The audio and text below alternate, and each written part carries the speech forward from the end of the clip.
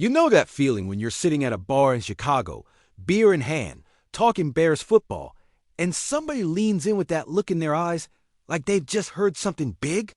That's exactly the vibe tonight here on Bears News Fan Report. So if you believe the Bears are finally ready to stop talking about potential and start delivering wins, hit that like button, subscribe, and let's walk right into this storm together.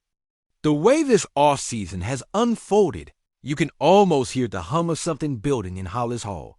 The new era under Ben Johnson already feels different players are sharper. The accountability is real, and even Caleb Williams, fresh off his rookie hype, is working like a guy who knows nothing's given in this city. But deep down, every true Bears fan knows there's one part of this defense that could be the tipping point between promising and playoff ready. Could this move transform our entire defense? Is Ryan Poles willing to push the chips in and bet big on a proven predator who knows how to wreck a game plan? And what if the piece we've been missing is right there, just waiting to be claimed? Think about the gauntlet ahead. We've got the second toughest schedule of opposing offenses from last year, and a division stacked with offensive lines built to keep their quarterbacks clean. In games like that, you don't just need a pass rush, you need a pass rush that makes quarterbacks feel pressure before the snap. Montez Sweat has been a monster. Dale Odeimbo brings juice. But what happens when you add another war-tested edge who spent years terrorizing NFC North quarterbacks? We've seen it too many times. Bears defenses flashing in preseason, making us believe only for the regular season to expose that one missing gear in the machine. And that's why this conversation feels urgent. Imagine bringing in a guy who not only has 9 sacks in 17 games last year, but also the kind of playoff and big game experience that makes an entire unit sharper just by being there. A player who's lined up in this division, who knows the tricks of the lineman will be facing, and who has the kind of presence that frees up everyone else on the line to play faster and nastier. And here's the kicker, he's still out there. No blockbuster trade costs, no 2 first-round pick ransom, no $40 million per year commitment. Just a calculated investment, a 2-year swing while our quarterback is still on that rookie deal. And while this defense is ready to make a leap, you bring in someone like Zadarius Smith, and you're not just filling a depth chart, you're sending a message to the entire league that Chicago isn't waiting for 2026 or 2027 to start, swinging for the top.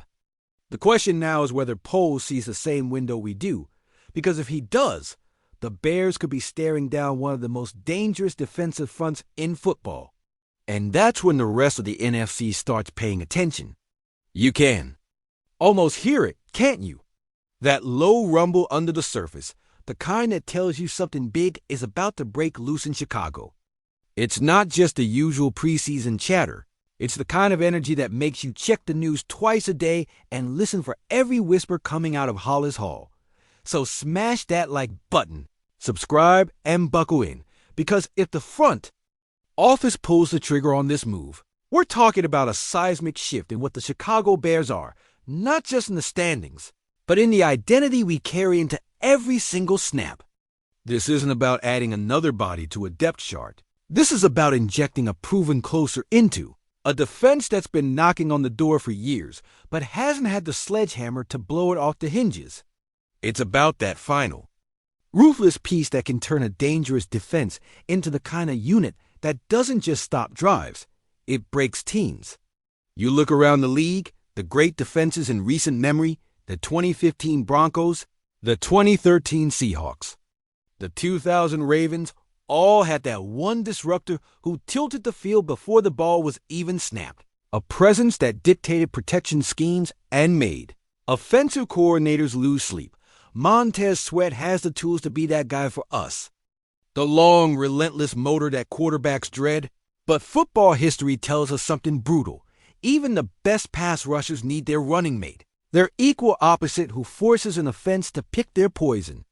Right now, with the NFC North, quarterbacks sleeping a little too comfortably in their pockets, the Bears have a chance to make those nights restless again. We've seen what happens when you let those guys breathe. It's Aaron Rodgers picking apart zones. Jared Goff standing, tall and clean pockets, and even Justin Fields escaping and making magic when he shouldn't have time to. That comfort needs to end. Bringing in Zadarius Smith wouldn't just be a headline. It would be a warning, the kind of mood that gets whispered about in Green Bay locker rooms. That has Detroit wondering if their new-look offensive line is really ready for the heat. That makes Minnesota realize their young QB is about to see more turf than end zone. This guy has lived in the backfields of our rivals. He knows their tendencies, their weaknesses, the way certain tackles lean just a half step too far in pass sets. He's not a project. He's a finished weapon. And when you drop him into Dennis Allen's aggressive, disguise-heavy scheme, you create a pass-rushing duo that can turn games into defensive showcases. Picture it. Soldier Field in December. Swirling winds cutting across the lake. Playoff implications hanging in the air. And our front four crashing down on a quarterback who has nowhere to step up, nowhere to slide, and no time to think. That's the kind of football that changes. Not just scoreboards, but the culture of a team. And it's not just about the sacks. It's about the effect it has on everyone else. Cornerbacks get tighter coverage windows. Linebackers flow to the ball without having to shed as many blocks. Safeties get to play more aggressively, knowing the ball has to come out fast.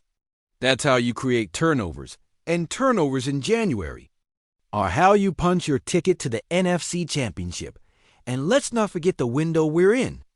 Caleb Williams is on his rookie deal, and every dollar we save on the offensive side can be poured into building a defense that buys him time to grow without having to carry the weight of shootouts every week. Smith at 2 years, $13 million per is a calculated strike, not mortgaging the future, but fortifying the present. And for those worried about age, remember Julius Peppers in Green Bay at 34. Still wrecking games deep into December, still changing playoff matchups with a single rush. Experience doesn't slow you down when your game is built on technique, leverage, and knowing exactly how to beat the man in front of you. You add Smith now, and you're not just helping Sweat and Ode Ingbo, you're creating a ripple effect. That makes your linebackers cleaner, your secondary sharper, and your entire defense more confident. Suddenly, instead of hoping to hold opponents under 24 points, you're dictating games, forcing teams into mistakes, making even the most balanced offenses feel one-dimensional. And that confidence, it's contagious. The offense feeds off it. The fans feed off it. And before you know it, the whole building believes they're part of something. Unstoppable. This is about sending the message that the Bears are done waiting for the perfect moment to go all in. Because that moment is already here. We've lived through too many seasons of almost, of flashes of brilliance swallowed by missed opportunities. The difference between another 8 to 9 year and a January run could be one signature on the dotted line. It could be one Sunday where a quarterback walks into Soldier Field thinking he has a plan and walks out wondering how it all went wrong so fast. And years from now, when we look back at this era, the start of Caleb's career, the rise of a defense that could stand, alongside the legends of '85 and '06. We might just trace it back to a summer day when the Bears decided to stop being patient and start being dangerous. The kind of day when we stopped hoping for respect and started taking it, one quarterback hit at a time. And maybe, just maybe, it's the day when the rest of the NFL realized the monsters of the Midway were truly back.